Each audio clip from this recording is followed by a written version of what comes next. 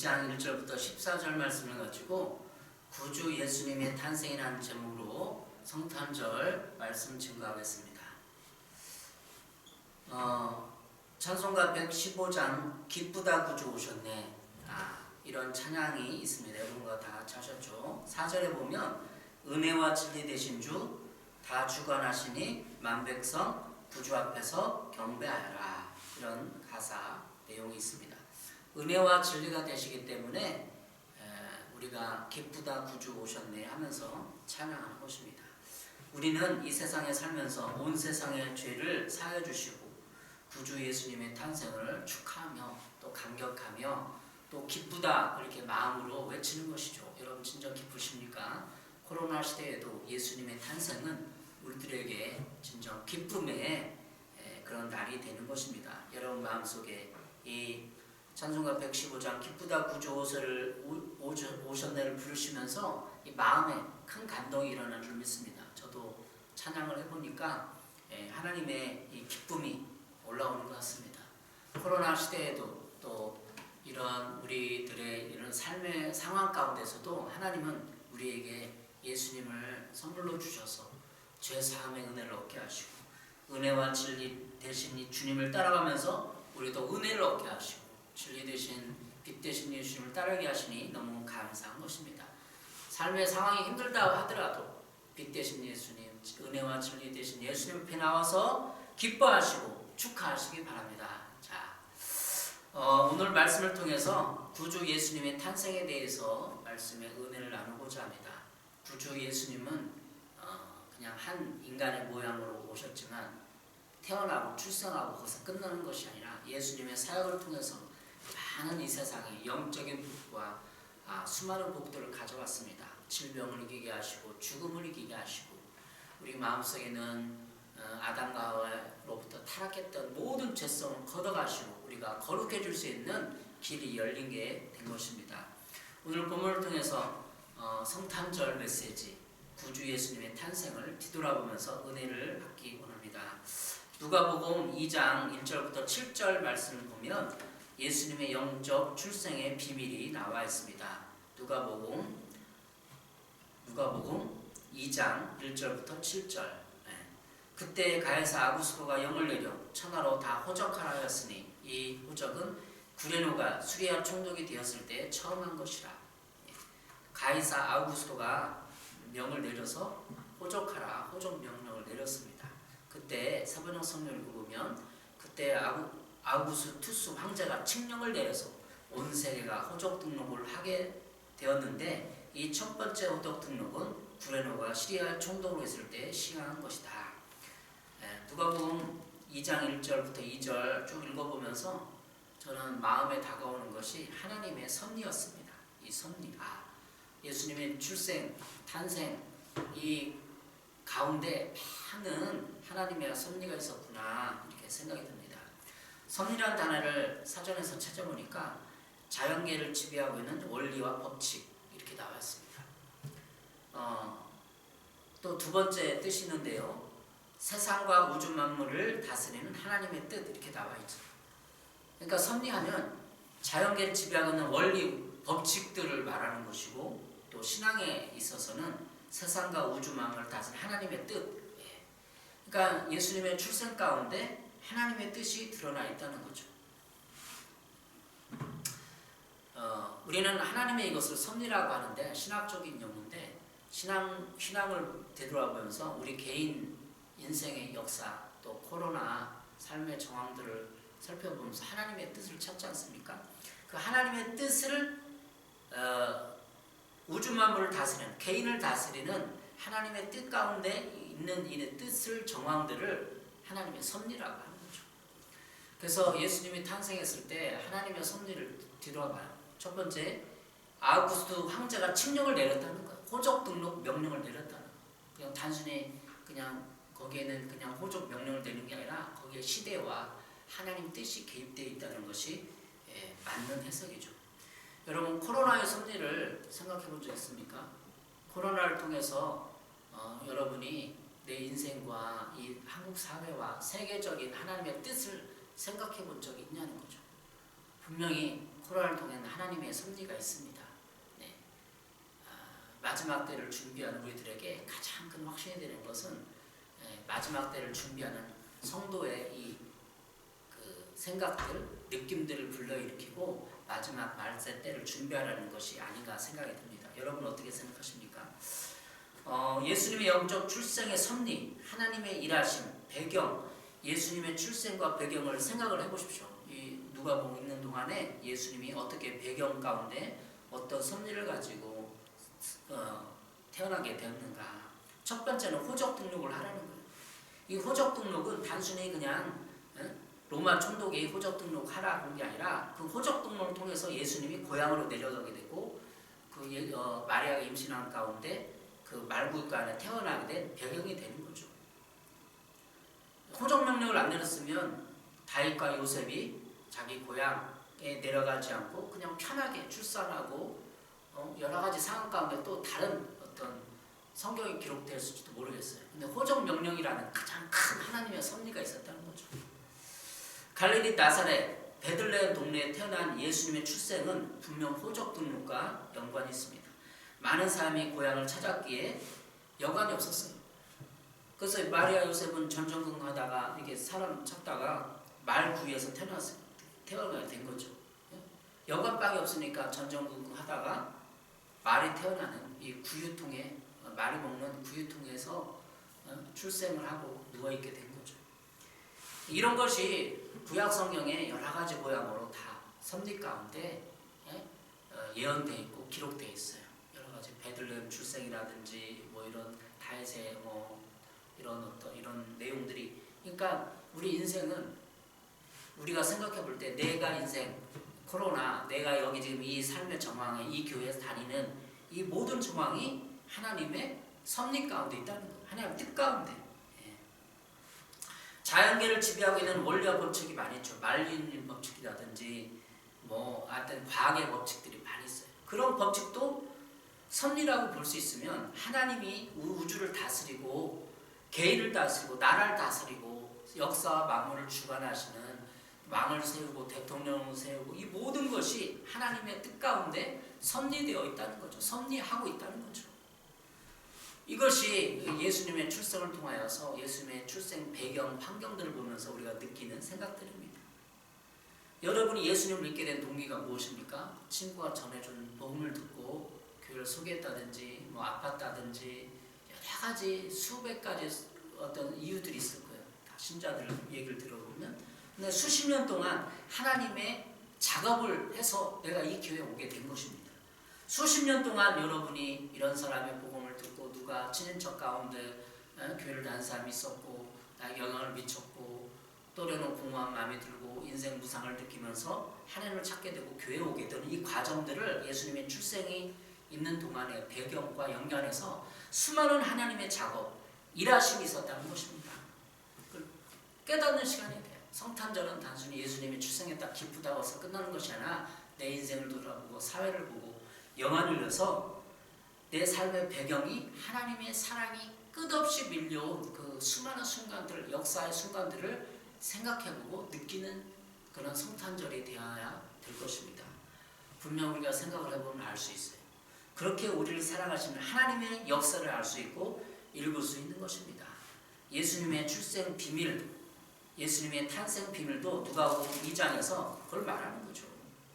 누가복음 2장 4절입니다. 요셉도 다윗의 집 족속이므로 갈릴리 나사렛 동네에서 유대를 향하여 베들레헴이라는 다윗의 동네로 그 약혼한 마리아와 함께 호적하러 올라가니 마리아가 이미 잉태하였더라. 베들레헴을 가서 호적 등록 때문에 사람들이 너무나 많이 왔기 때문에 여관이 다 차서 없는 거죠.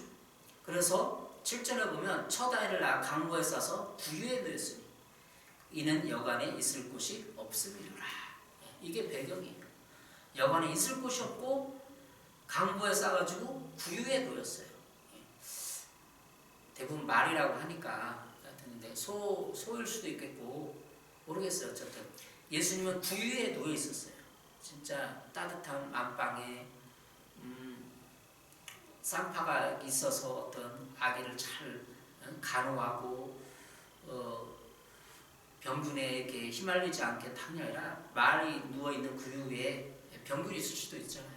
근데 그 위에 누워서 예수님의 탄생을 축하하는 사람들이 오고 또 여러 가지 상황 가운데 있는 걸 발견하게 됩니다. 분명히 호적 등록 그리고 베들레헴 출생 그때 꼭 호적하는 그 시간대에 예수님이 그 시간대에 출생하여서 말 위에 누워있는 장면들을 생각하면서 영적 출생의 비밀을 우리는 다시 생각해 보게 됩니다.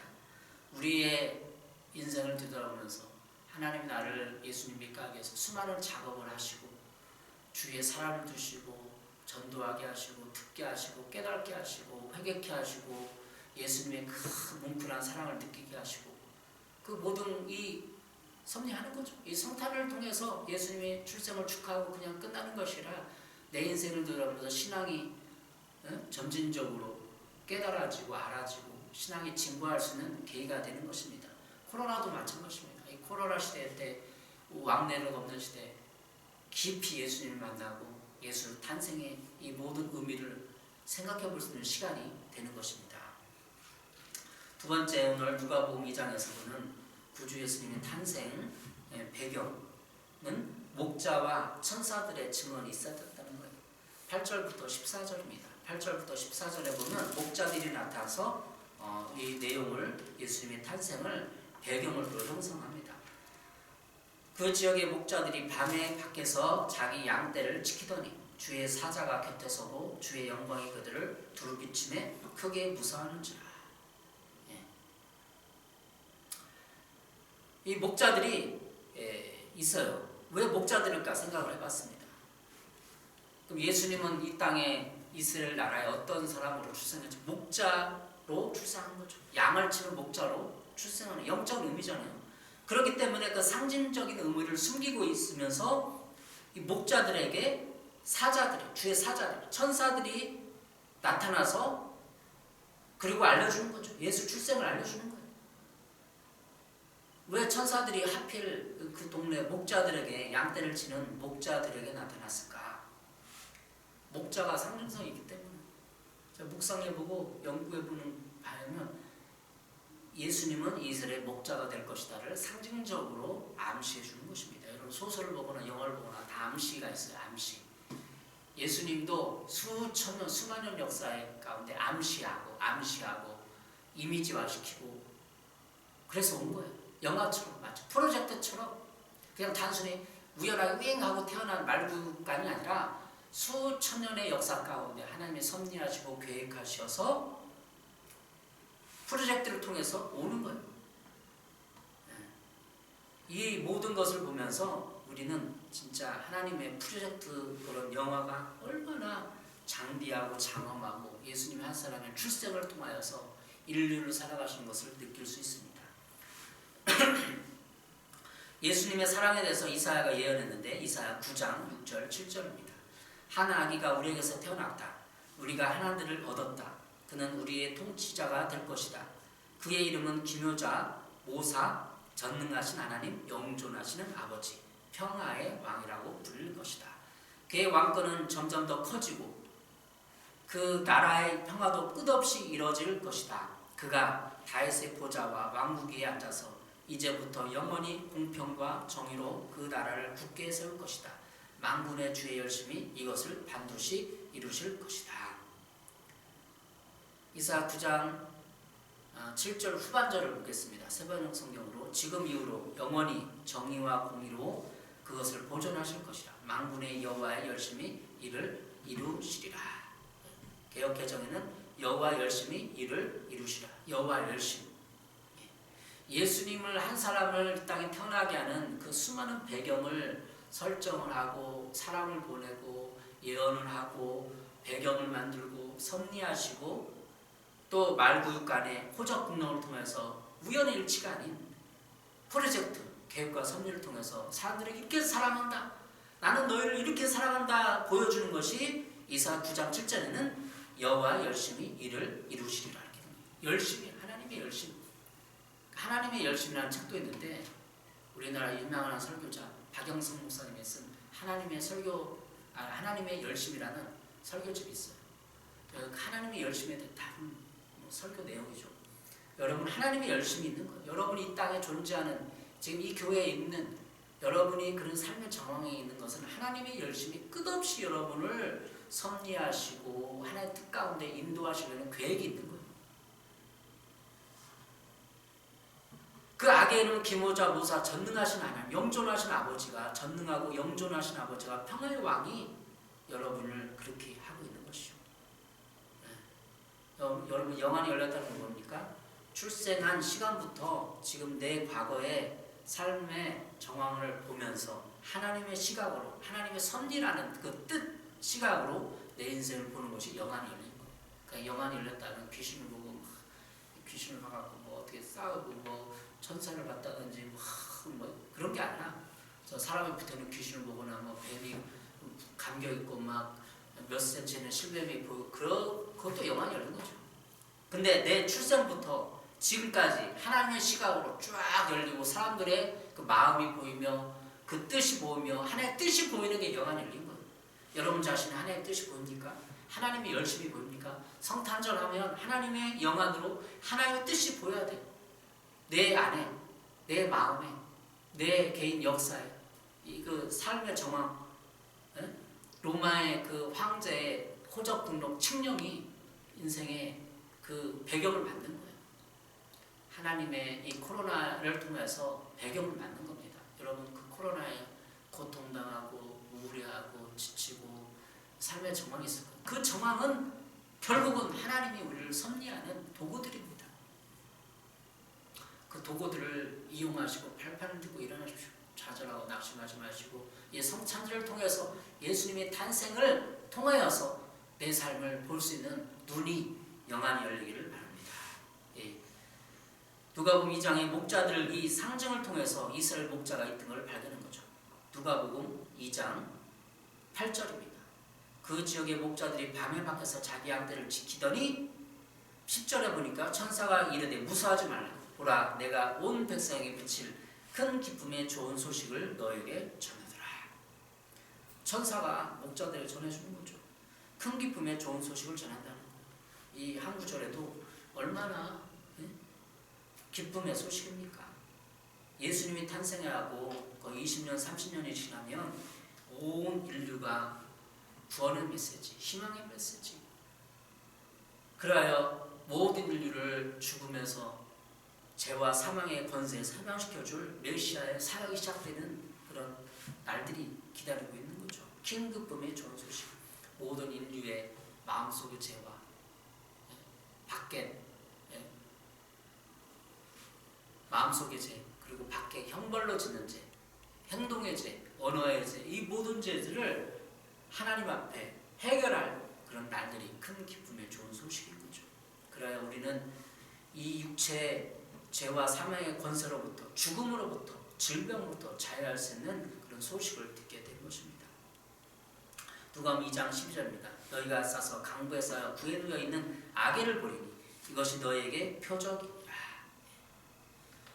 새벽 성경은 이렇게 말하고 있습니다. 너희는 갓난아이가 포대에 쌓여 구에 누워 있는 것을 볼 터인데 이것이 너희에게 주는 표적이라. 표적인 거죠. 목자들은 아기를 보면서 이 아기가 천사들이 전해준 소식을 듣고 이 아이가 메시아임을, 그리스도임을 알게 된 것입니다. 그것을 표적을 본 거죠. 사인을 본 거죠. 그 목자들이 양을 치면서 이스라엘 나라의 역사와 암담함을 생각하고 자신들의 삶의 처지를 생각하면서 낙심하고 좌절하고 그럴 상황에 그 악을 보면서 희망을 얻는 거죠. 우리의 삶의 정황 가운데 여러분 아기 성탄절을 보면서 희망을 얻으시기 바랍니다. 하나님의 놀라운 빛된 삶, 빛을 보면서 희망을 얻고 현실을 바라보지 마시고 아기 탄생을 발판 삼아서 새로운 희망을 갖기를 바랍니다. 예수 그리스도 죄와 사망을 이기고 여러분도 부활하여 천국 갈 것을 믿으며 예수 그리스도 통한 구주가 나심을 기억하시기 바랍니다. 그 시대에 찾아온 동방 박사들, 또 요한, 사가랴, 또 안나 선지자 이 모든 사람들 예수님과 직관적인 관계를 맺었던 사람들이에요. 그들은 다 하나님의 성령의 인도로 예수님이 메시아임을 천사의 어떤 소식을 전해주고 이걸 통해서 알게 되었어요. 이 모든 것을 종합해 볼 때 나를 도와주시는 사람들은 그냥 있는 게 아닙니다. 여러분 올 한 해 여러분이 도움받은 사람들, 위기 가운데, 사고 가운데, 직장 가운데, 집에 어떤 이웃사람 가운데, 친인척 가운데 여러분을 돕고 관심을 가져주고 코로나로 말미암아 헌금을 해주고 기부를 해주고 이 모든 것은 다 하나님의 섭리에 있어요. 나를 도와주는 사람들은 그냥 있는 게 아니에요. 여기 여관집 주인 나오죠? 여관집 주인. 여관집 주인. 예수님이 그 지금 아니죠. 예수님의 어머니 요셉 아버지 이 내용이 방을 찾지 못해서 여관을 찾지 못해서 전전할 때 이 마지막 여관집 주인이 안 됩니다. 우리 그 말구간도 안 됩니다. 나가시오 하면 어떻게 되겠어요? 만약 여관집 주인이 요셉에게 말구간을 내주지 않았다면 예수님의 존재에 대해서 우리는 여전히 의문을 가질 수 있는 이성적인 판단을 하는 거죠. 그럼 어디서 예수님이 출생했을까? 길거리에서 출생하면 어떻게 돼요? 그 추운 날 말이 묵는 그런 어떤 그런 집이 있기 때문에 출생한 거 아닙니까? 여관집 주인의 마음에 하나님이 없었다면, 하나님이 감동을 못 받았다면, 요셉에게 마리아에게 돈을 주지 않았다면 예수님 출생에 대해서도 한번 생각할 만한 거죠. 꼭 그렇다는 것이 아니라 그 여관집 주인에 대한 주인을 통해서 예수님의 출생을 도왔던 거예요. 여러분의 올 한 해를 뒤돌아보면서 여러분이 도왔던 또 여러분 직감적으로 돕고 도움을 받았던 이 사람을 통해서 하나님을 섭리하는 거예요. 성탄절은 하나님의 일하심과 역사를 거슬러서 나를 사랑하사 자기 몸을 버리신 예수 그리스도의 사랑을 기억하는 날입니다. 올 한 해를 뒤돌아보면서 여러분을 도왔던 많은 사람들은 하나님의 직감적인 섭리의 도구들입니다. 나의 영적 출생을 뒤돌아봐야 합니다. 내가 예수 믿게 된 동기, 배경, 예수님의 탄생을 축하하면서 나의 영적 출생을 뒤돌아봐야죠. 내가 어떻게 예수 믿게 되었나? 지금 어떻게 믿고 있는가?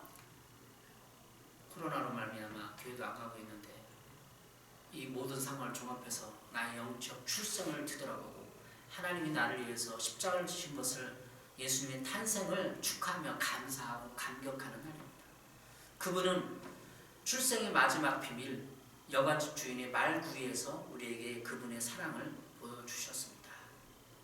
나를 도와준 사람들을 기억하며 하나님이 지금도 수백 년 수천 년 동안 나를 위해서 섭리하고 배경을 닦고 그 인생을 여러분이 깊이 생각해보고 돌아보시기 바랍니다. 우리 인생도 예수님의 출생처럼 하나님께 영광이 되고 이 땅의 사람들에게 평화를 가져다주는 사람이 되어야 합니다.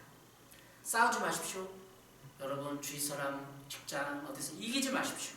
내려놓고 양보하며 하나님의 백성으로 살아가며 영광 돌리고 사람들에게 평화를 가져다 주십시오. 예수님이 왜 권세를 가지신 분이 왜 말구에 태어날 그런 권리가 높은 여관에 비싼 여관에 좋은 곳에 태어날 권리가 없었겠어요? 왜 말구에 태어나 양보한 거예요? 예수님 다 양보하고 내려놓은 거죠. 그것이 예수님의 겸손이에요. 여러분이 말구간의 삶의 정황 가운데 있을지라도 하나님 나를 섭리하고 있다는 걸 기억하시고 싸우지 마시고 이기지 마시고 내려놓고 양보하고 하나님의 백성으로 살아가는 실력 있는 주의 백성들 되시기 바랍니다. 기도하겠습니다. 사랑해 주님 감사합니다. 오늘 성탄절을 맞아 누가복음 2장을 통하여 보는 예수님의 탄생 의미, 출생의 의미를 생각해 보았습니다. 예수님은 출생을 축하하고 계획을 자르고 끝나는 것이 아닌 내 영적 출생의 비밀을 생각해 보았으니 감격해 하게 하시오. 내가 이 땅에 거듭난 영적으로 태어난 나를 상고하며 기억하며 감사하고 하나님의 사랑을 느끼는 하루 되게 하여 주시옵소서. 예수님의 이름으로 기도했습니다. 아멘.